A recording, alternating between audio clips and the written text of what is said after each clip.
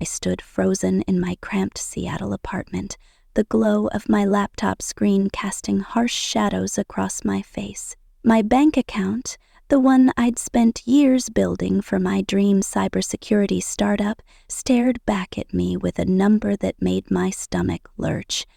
$15,000, 0 cents, gone. Vanished in a single, unauthorized transfer at 9:17 p.m. last night. Right in the middle of my brother Liam's extravagant wedding reception, where I'd been running myself ragged to make his fairy tale day perfect. My hands shook as I clicked through the transaction details. Recipient, Victoria Harper, my mother. My pulse thundered in my ears, drowning out the distant hum of the city outside my window. This wasn't a glitch, this was theft. And the worst part? When I called her, heart pounding, voice trembling, she laughed. A cold, sharp sound that cut through the phone line like a blade. "You're powerless, Emily," she said, her tone dripping with smug certainty. "What are you going to do about it?" I slammed my laptop shut, my breath coming in short, jagged gasps. The room spun, my modest one-bedroom apartment closing in around me, the walls lined with tech manuals and sticky notes from my latest cybersecurity gigs felt like they were mocking my naivety. How had I not seen this coming? My whole life, I'd played the dutiful daughter in the Harper family, always one step behind my golden boy brother. But this was a betrayal so brazen it burned. I grabbed my phone, my fingers hovering over the screen. I wanted to call her back, to scream, to demand answers, but something stopped me. A flicker of memory from last night. A moment when my purse had been left unattended in the chaos of the reception. My phone, my banking app, my PIN. Liam's birthday, a number my mother knew as well as her own name. I sank onto my thrift store couch, the weight of the past year crashing over me like a tidal wave. It all started with Liam's engagement to Olivia Bennett, the polished heiress to a luxury resort empire. The moment they met at a glittering tech gala in downtown Seattle, my parents, James and Victoria Harper, saw dollar signs and dynasty dreams. Their tech real estate startup, Harper Tech Realty, was already a powerhouse, but a marriage, with the Bennett family was a golden ticket to dominate the Pacific Northwest's luxury market. Liam, with his charming smile and mediocre business degree, was their chosen heir, groomed since birth to carry the Harper name into the future. Me? I was the spare, expected to smile, nod, and maybe marry some rich guy who'd keep me in designer handbags and out of the boardroom. Growing up in our waterfront Bellevue mansion was like living in a pressure cooker with a view. The house was a shrine to my mother's minimalist taste. White marble floors, sleek glass furniture, and not a single item out of place. My childhood bedroom was no exception.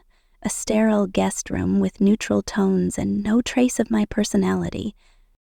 I'd lie awake at night, staring at the ceiling, listening to the distant clink of wine glasses as my parents entertained their high society friends downstairs. Even then, I knew my place. Liam got the praise, the private tutors, the endless second chances. I got lectures on posture, critiques of my unladylike ambition, and constant reminders to support the family. I fought back in my own way. At the University of Washington, I threw myself into cybersecurity, a field where I could outsmart the system and prove my worth.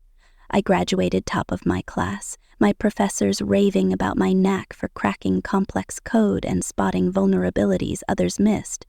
But when I joined Harper Tech Realty, hoping to earn my parents' respect, I was met with nepotism and disdain. My father, James, would interrupt my presentations in board meetings, dismissing my ideas as impractical. My mother called my cybersecurity proposals overly technical and suggested I focus on something more feminine, like event planning for the company's galas. Liam, meanwhile, coasted through his cushy VP role, his mistakes swept under the rug with a pat on the back. 3 years in, I couldn't take it anymore. I quit. walking away from the corner office and the family name to go freelance. Seattle's tech scene was booming, and I carved out a niche securing high-profile events, conferences, product launches, even a few celebrity weddings. The first 2 years were brutal. I lived on instant noodles and Red Bull, working 16-hour days to build my client list. But I did it. My reputation grew, my inbox filled with requests from startups and Fortune 500 companies alike. I wasn't making Harper-level money, but I was free. Or so I thought. When Liam proposed to Olivia after just 8 months, the Harper family machine kicked into high gear. My parents envisioned the wedding of the decade, a spectacle to cement their social and business dominance. Over dinner at their mansion, surrounded by the scent of overcooked salmon and my mother's signature lavender candles, they laid out their plans. The 4 seasons for the reception, Victoria announced, her voice crisp with authority. 400 guests. We're inviting the entire Seattle elite. I nearly choked on my sparkling water. 400? I thought this was a small family affair. Olivia laughed, her diamond bracelet glinting under the chandelier. Liam's my one shot at a dream wedding, Emily. Small isn't my style. My father cleared his throat, his usual signal for delivering a verdict. We'll cover the big-ticket items, venue, catering, Olivia's gown. The Bennetts are handling the honeymoon. Then Victoria turned to me, her perfectly arched eyebrow raised. Emily, with your connections in the tech world, you could handle some of the smaller details. Maybe the security systems for the venue or the guest list database? It wasn't a question. Before I could protest, they were already debating the merits of a live orchestra versus a celebrity DJ. By the end of the night, I'd been roped into managing minor tasks that, in true Harper fashion, snowballed into a nightmare. It started innocently enough. I secured a state-of-the-art security system for the 4 seasons, ensuring no uninvited guests could crash the event. I vetted vendors, set up encrypted payment portals, and even designed a custom app for guests to RSVP and view the schedule. But then, the demands escalated. Victoria wanted floral chandeliers, $12,000 0 cents worth of imported orchids suspended from the ceiling. Olivia insisted on a rare $20,000 0 cents wine collection for the reception, hinting that my refusal would reflect poorly on my fledgling business. My father casually mentioned a $15,000 0 cents deposit for a private yacht for the rehearsal dinner, then looked at me expectantly. You can cover it for now, Emily. We'll sort it out later. Sort it out later was the Harper family mantra, code for you're on your own. Against my better judgment, I dipped into my savings. The $35,000 0 cents I'd painstakingly saved for my startup. It was supposed to be my ticket out of the Harper shadow, a chance to build something of my own. But family loyalty, that insidious pull, kept me writing checks. $5,000, 0 cents for the venue deposit, $8,000, 0 cents for custom linens, $10,000, 0 cents for a celebrity photographer Olivia absolutely needed. Every time I raised concerns, Victoria would sigh dramatically. It's Liam's only wedding, Emily. Don't be selfish. My father was blunter.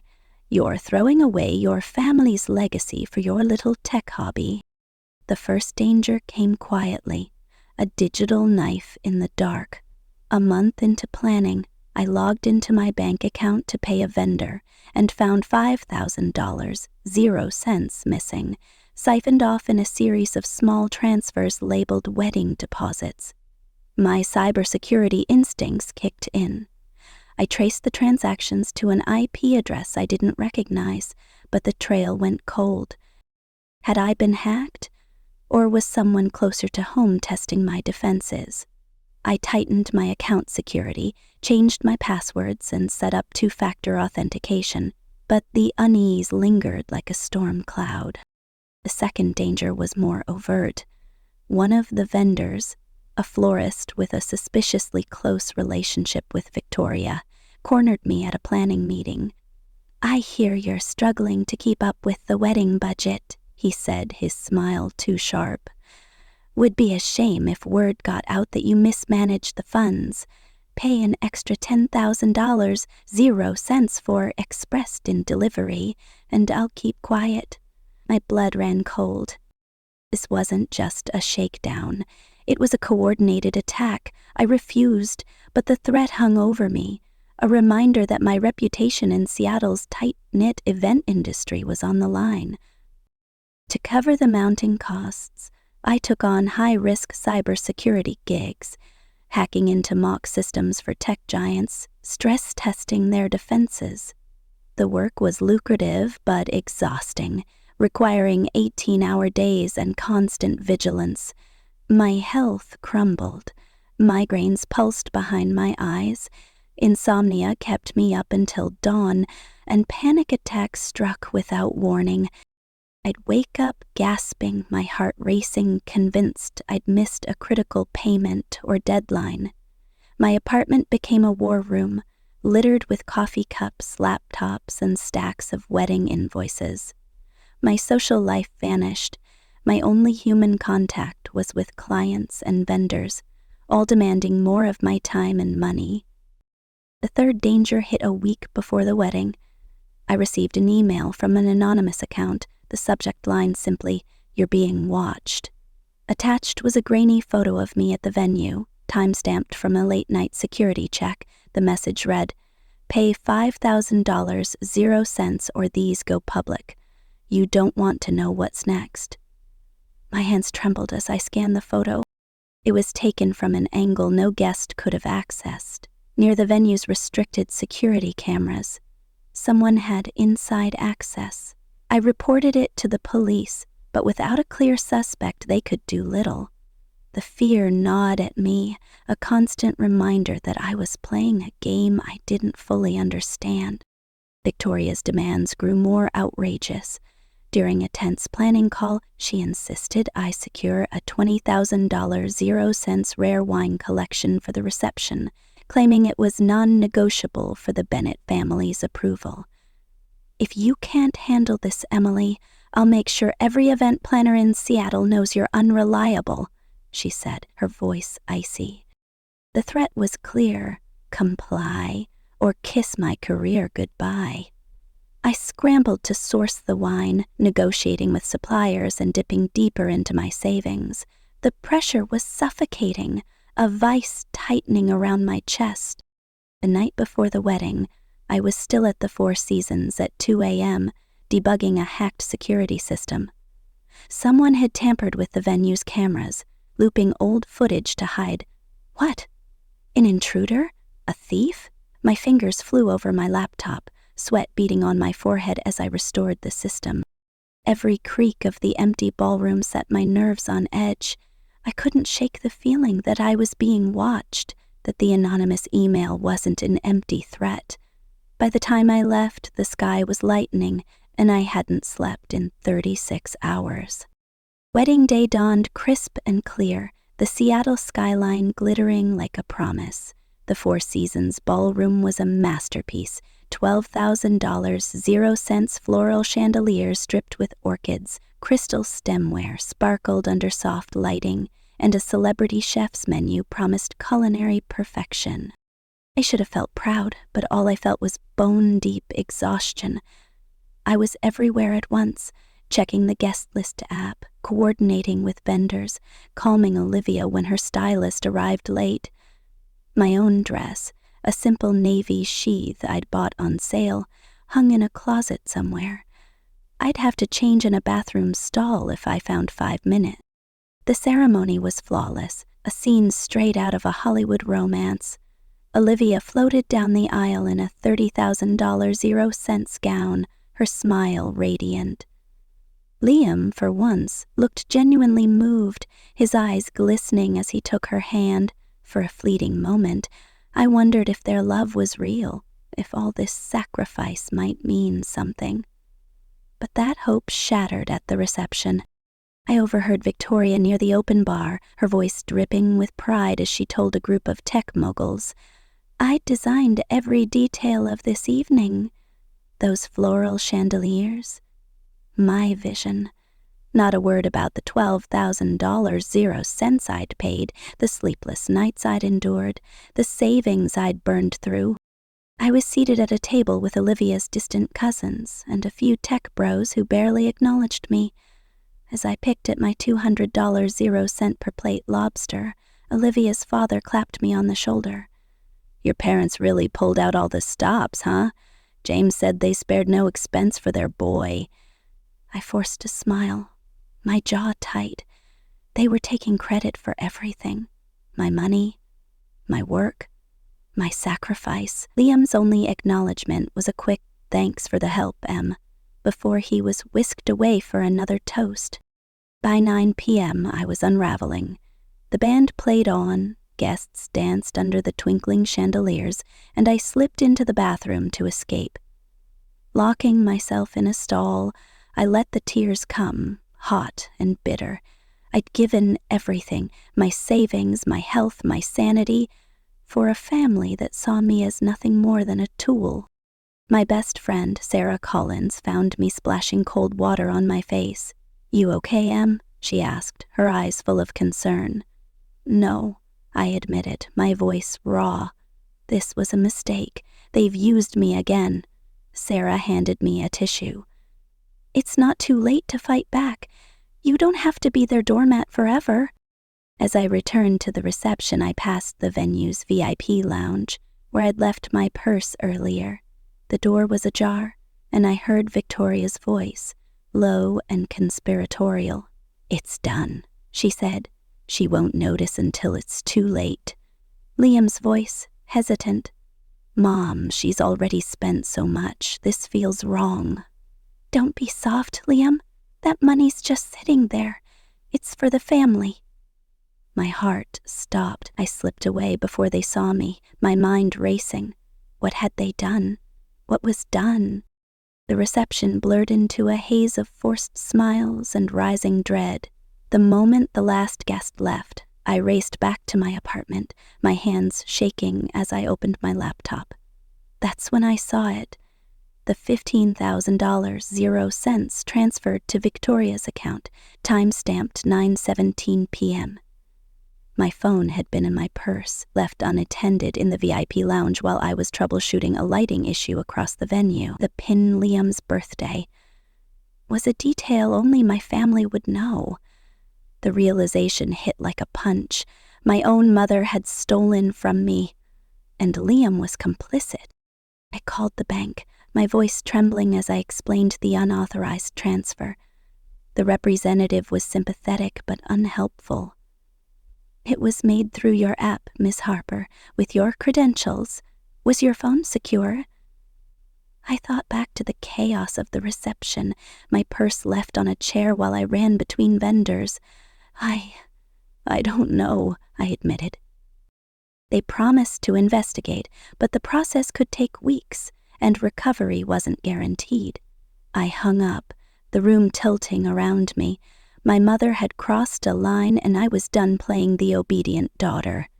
I spent the rest of the night gathering evidence, screenshots of the transfer, texts proving I was nowhere near my phone at 9:17 p.m., invoices for every wedding expense I'd covered. I found another chilling clue. A crumpled note slipped into my purse, discovered when I retrieved my phone. In block letters it read, "You're in over your head, back off." My blood ran cold. Was this from Victoria? Liam? Or someone else entirely? The anonymous email from earlier, the hacked security system, the vendor's threat, were they all connected? By morning, I was a wreck, running on coffee and fury. I texted Sarah, my voice breaking as I told her everything. "They stole from me, Sarah, my own family." Her response was immediate. confront them, and talk to a lawyer first. I reached out to Rachel Carter, a friend from college who now practiced corporate fraud law. We met at a crowded coffee shop in Pike Place Market, the noise of tourists and street musicians drowning out our conversation. Rachel's face grew grim as I laid out the evidence. "This is theft, Emily, straight up. You've got a strong case for fraud, too. We can start with a demand letter and prepare a police report as leverage." As we drafted the letter, my phone buzzed with a text from Victoria. "Keep family matters private, Emily, or you'll regret it." The threat sent a chill down my spine, but it also steeled my resolve. I wasn't powerless. Not anymore. Rachel helped me compile a folder of evidence. Bank statements, vendor contracts, even the threatening note. We requested security footage from the Four Seasons, specifically from the hallway outside the VIP lounge. If it showed Victoria or Liam near my purse, I'd have undeniable proof.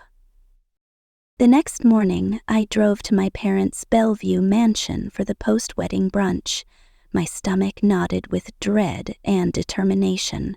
My car, parked overnight in my apartment's lot, had all 4 tires slashed, a deliberate act that screamed warning. I called an Uber, my hands shaking as I clutched the folder of evidence. Was this related to the note, the email, or was I paranoid, seeing threats where there were none? Either way, I was walking into a lion's den, and I had to be ready. The mansion was as imposing as ever, its glass walls reflecting the Puget Sound like a mirror. The housekeeper greeted me with a polite smile, ushering me into the sunroom where the family was gathered. Victoria held court, her silk scarf fluttering as she regaled Olivia's parents with tales of the wedding's success. James read his tablet, his face unreadable. Liam and Olivia sat close, their newlywed glow tinged with exhaustion. No one noticed me at first, blending into the background as always. "Emily, finally," Victoria said, spotting me. "The quiche is getting cold." Her smile was a mask, but I saw the flicker of unease in her eyes. I set my untouched mimosa down, my voice steady despite the adrenaline coursing through me. "I had some banking issues to sort out this morning. A $15,000 0 cents transfer to your account, Mom. Care to explain?" The room froze. Olivia's parents exchanged awkward glances. Liam stared at his coffee. Victoria's smile tightened. "I'm sure it's a misunderstanding, dear." I pulled out my phone, displaying the screenshot. This was made at 9:17 p.m. last night, while I was across the venue. Someone took my phone, used my PIN, Liam's birthday, and stole from me. My father lowered his tablet. "This isn't the time, Emily. When is the time, Dad? When you've drained my entire savings?" Victoria's laugh was sharp, cutting. "You're being dramatic as usual. If there was a transfer, it was for the wedding. You agreed to help. I never agreed to $15,000 0 cents for a private jet upgrade," I snapped, pulling out the folder. "And I never agreed to fund $35,000 0 cents of this wedding. Floral chandeliers, yacht deposits, rare wines, all me." I slammed the receipts on the table, making the crystal glasses tremble. Olivia gasped, turning to Liam. "You said your parents covered most of it." Liam looked pale, his eyes darting to Victoria. I thought they did." Victoria waved a hand dismissively. "Emily's exaggerating. She handled a few small details." I opened the folder, spreading out invoices. $35,000 0 cents isn't small. And stealing $15,000 0 cents from my account isn't a detail. It's a crime. The air grew heavy, the Bennetts shifting uncomfortably. Victoria's face hardened. "What are you going to do, Emily? Call the police on your own mother? Ruin Liam's reputation?" I reached into my bag, pulling out Rachel's letter and the police report. "Actually, I can do a lot. This is a demand for $35,000 0 cents within 48 hours, or I file for theft and fraud, and I've requested security footage from the Four Seasons. We'll see who was near my purse last night." Victoria's smirk faltered. James took the letter, his face grim as he read.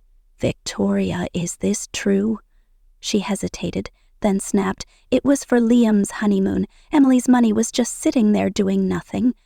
Liam stood, his voice shaking. "Mom, you took her phone? You used her PIN?" Victoria glared at him.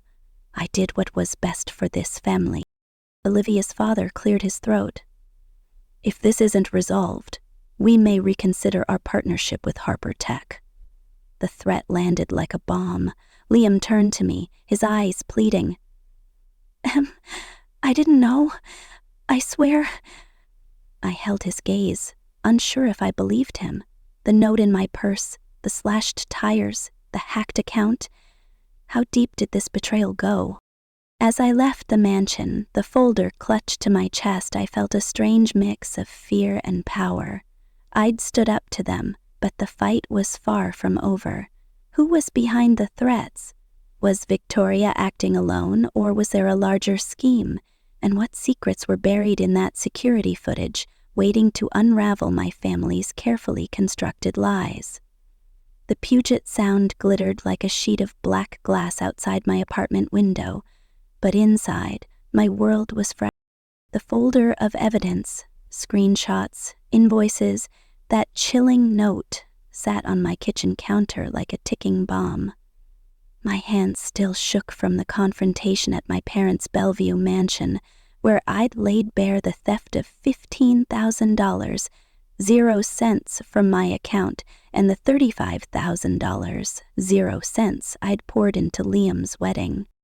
Victoria's cold laughter echoed in my mind, her taunt, "You're powerless, Emily," mixing with the memory of her faltering smirk when I slapped Rachel's demand letter on the table. My father's promise to return the money felt like a hollow victory, a bandage on a wound that had festered for years. I wasn't done yet, not by a long shot. I poured another cup of coffee, the bitter burn grounding me as I opened my laptop. The Four Seasons had emailed me back about my request for security footage from the VIP lounge hallway. "Processing your request," the message read. "Expect delivery within 48 hours. I needed that footage. If it showed Victoria or Liam near my purse during the reception, it would be undeniable proof of their betrayal. But the cryptic note, "You're in over your head, back off," gnawed at me. Who wrote it? Was it Victoria's doing, or was there someone else pulling strings? The slashed tires on my car, discovered just hours ago, suggested a threat far beyond family drama. Someone wanted me scared, and I was terrified, furious and determined all at once. My phone buzzed, snapping me out of my spiral. A text from Sarah, "You okay after that showdown? Call me?" I managed a weak smile. Sarah had been my rock through this nightmare, her no-nonsense advice cutting through my panic. I dialed her number, pacing the small living room as the call connected. "Em, you sound like you haven't slept," she said, her voice warm but laced with worry. "Tell me everything. I spilled it all. The confrontation, Victoria's admission, the demand letter, the tires." Sarah let out a low whistle.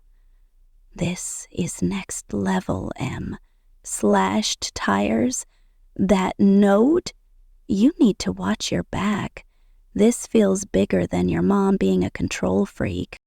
"Bigger how?" I asked, my voice sharper than I intended. "I don't know," she said, "but think about it. Harper Tech Realty's stock is tied to your family's image. A scandal like this could tank their valuation, especially with the Bennett deal on the line. What if someone's trying to protect that, or sabotage it?" Her words hit like a jolt of electricity. The Bennett deal. Olivia's father had hinted at pulling a $10 million 0 cent partnership if the theft issue wasn't resolved. Could someone at Harper Tech, or a rival, be orchestrating this to destabilize the company? I shook my head, trying to clear the paranoia. "I need that footage, Sarah. It's the only way to know who's behind this. As we spoke, an email notification popped up on my screen. My heart skipped. It wasn't from the Four Seasons. It was from the same anonymous account that had sent the threatening email about compromising photos. Subject: "You were warned." My fingers hovered over the mouse, dread pooling in my stomach. I opened it, and a single line stared back. "Pay $10,000, 0 cents, by midnight tomorrow, or your family's secrets go viral." Attached was a low-resolution image, grainy but unmistakable. Me standing in the Four Seasons ballroom, adjusting a floral chandelier with a timestamp from the wedding night. Below it, a second image, Victoria slipping into the VIP lounge, her hand on my purse. My breath caught. Someone had been watching, documenting, and now they were escalating. I forwarded the email to Rachel, my lawyer friend, with a frantic note. "This just came in. What do I do?" Her reply was immediate. "Don't pay. This is blackmail. Meet me tomorrow, 8 a.m., my office. Bring everything." I barely slept that night. The images burned into my mind. Victoria's hand on my purse was damning, but the blackmailer's knowledge of it meant they had access to the venue's security, or worse, someone on the inside. My apartment, once a sanctuary, felt like a trap. Every creak of the floorboards, every shadow outside my window sent my pulse racing. I double-checked my locks, enabled every security protocol on my devices, and clutched the folder of evidence like a lifeline. The next morning, I took an Uber to Rachel's downtown office, my slashed tires a stark reminder of the stakes. Seattle's morning fog hung heavy, mirroring the haze in my mind. Rachel's office was a sleek glass suite in a high-rise, a stark contrast to my cluttered apartment. She greeted me with a quick hug, her sharp eyes scanning my face. "You look like hell, Em. Sit down and start from the beginning." I handed her the folder, adding the new email and images. Her expression darkened as she read. "This is serious escalation," she said, tapping her pen against the desk. "The note, the tires, now this blackmail attempt. It's not just about the $15,000, 0 cents anymore. Someone's playing a bigger game." "What kind of game?" I asked, my voice hoarse. Rachel leaned forward, her voice low. "Your family's company is on the verge of a massive merger with the Bennetts. A scandal like this? Public $26,000 to $35,000. 0 cents from my savings, every cent I'd scraped together for a future I could call my own. I wasn't going to let them take that away from me, too." I took a deep breath, steadying myself. "I want my money back, all of it. And I want them to admit what they did. This isn't just about the $15,000, 0 cents. It's about years of being treated like I don't matter. I'm done being their doormat." Rachel nodded, her expression resolute. "Then we hit them hard. A demand letter outlining the theft, the unauthorized access, and the full extent of your contributions. We'll include the possibility of criminal charges and civil action for emotional distress. We'll also request the security footage officially through legal channels. If they don't comply, we file the police report and let the chips fall." We spent the next hour crafting the letter, every word a blade sharpened by years of resentment. It listed specific amounts, dates, and a detailed account of how my phone was accessed without permission. Rachel added a clause about the potential for public exposure, a nod to the Bennetts' $10 million 0 cents deal hanging in the balance. By the time we finished, I felt a flicker of something unfamiliar. Power. For the first time, I wasn't just reacting to my family's manipulations, I was fighting back. As I left Rachel's office, the folder tucked under my arm, my phone buzzed with another text from Victoria. "You're making a mistake, Emily. This will destroy us all." The words stung, but they also fueled my resolve. She was scared, and she should be. I wasn't the same daughter who'd cowered under her criticism my whole life. I was Emily Harper, and I was done playing by their rules. That night, I barely slept, my mind racing with possibilities. What was in those compromising photos? Who was behind the anonymous emails? Was Liam truly unaware, or was he complicit in more than he let on? The slashed tires felt like a warning from someone with more to lose than my mother, someone with access, motive, and power. And what about the note in my purse? It felt personal, like a message meant to unnerve me specifically. I double-checked my apartment's security system, my cybersecurity instincts on high alert. If this was a game, I wasn't sure I knew all the players. The post-wedding brunch was set for 11 a.m. at my parents' mansion, a stage for the confrontation I'd been dreading and craving in equal measure. I dressed carefully. A tailored black blazer and slacks, my power outfit for high-stakes client meetings. The folder of evidence, now including the blackmail email and images, was in my bag, a weighty reminder of what was at stake. As I drove to Bellevue, my slashed tires replaced thanks to a rush job at a local garage, I rehearsed my lines. This wasn't just about money. It was about respect, boundaries, and reclaiming my place in a family that had never valued me. The Harper Mansion loomed ahead, its glass facade reflecting the gray Seattle sky. The housekeeper greeted me with her usual warmth, oblivious to the storm brewing inside. In the sunroom, Victoria was in her element, charming Olivia's parents with stories of the wedding's grandeur. James sat at the head of the table, scrolling through his phone, while Liam and Olivia looked tired but content, their hands intertwined. The spread was predictably lavish: smoked salmon, eggs Benedict, pastries from a boutique bakery. I took a plate, my stomach too knotted to eat. We made it through 20 minutes of small talk, gushing over the ceremony, the food, the music, before I seized my moment. "Speaking of the wedding," I said, setting down my untouched mimosa, "I noticed something odd when I checked my bank account this morning." The room stilled, the air thick with tension. Victoria's smile tightened, her eyes narrowing. "A $15,000 0 cents transfer to your account, Mom, at 9:17 p.m. during the reception. Care to explain?" Olivia's parents exchanged uneasy glances. Liam stared at his plate. James lowered his phone, his brow furrowing. "This isn't the place, Emily," he said, his tone clipped. "When is the place, Dad?" I shot back. "When I'm not here to defend myself? When you've taken everything I've worked for?"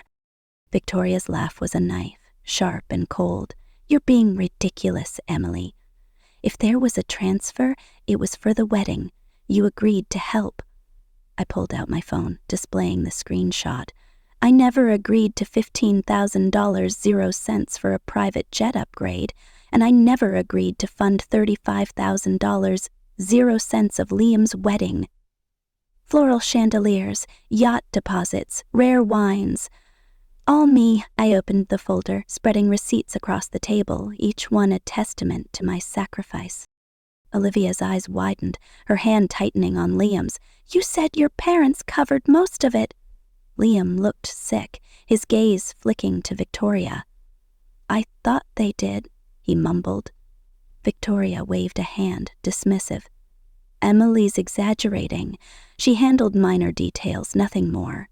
I slammed the folder down, the sound echoing. $35,000 0 cents isn't minor. And stealing $15,000 0 cents from my account, using my phone and PIN Liam's birthday, is a crime. The Bennetts shifted uncomfortably, their polite smiles gone. Victoria's face hardened. "What are you going to do, Emily? Call the police on your own mother? Ruin Liam's future?" I pulled out Rachel's letter and the police report, placing them on the table like a gauntlet. "Actually, I can do a lot. This demands $35,000, 0 cents repaid in 48 hours, or I file for theft and fraud. And I've requested security footage from the Four Seasons." We'll see who was near my purse last night. Victoria's smirk wavered. James took the letter, his expression darkening as he read.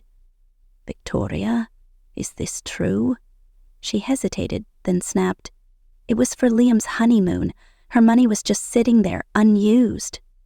Liam stood, his voice shaking. You took her phone? Used her PIN?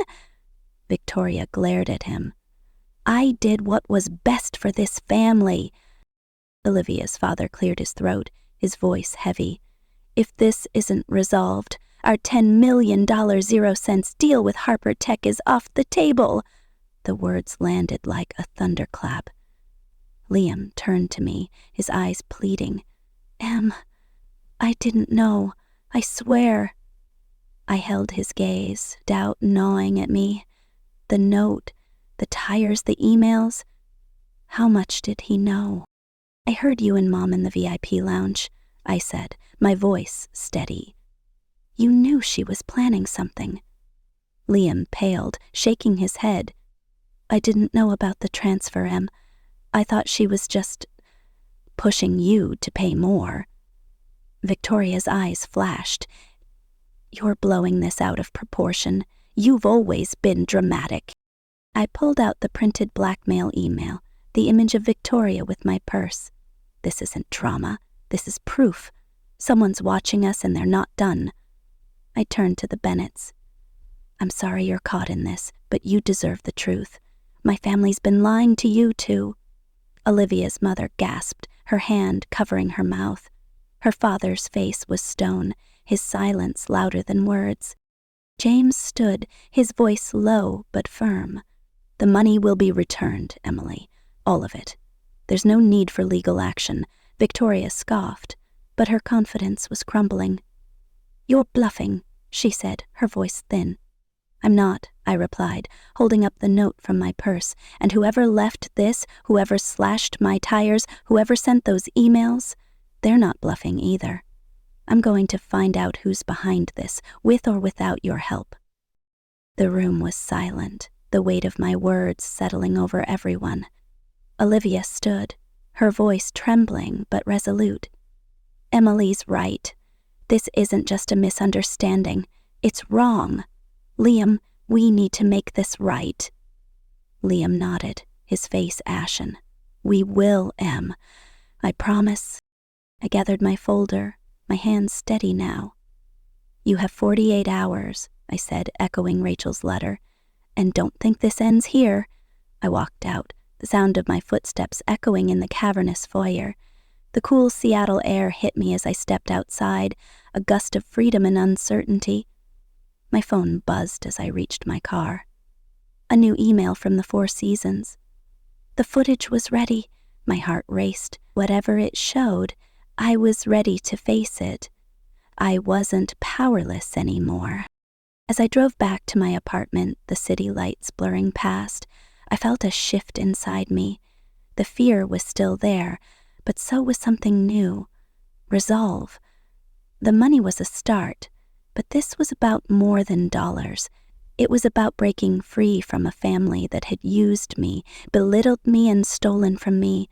The note, the tires, the emails, they pointed to a larger game, one I was only beginning to understand, but I was Emily Harper, cybersecurity expert, and I knew how to find answers in the dark.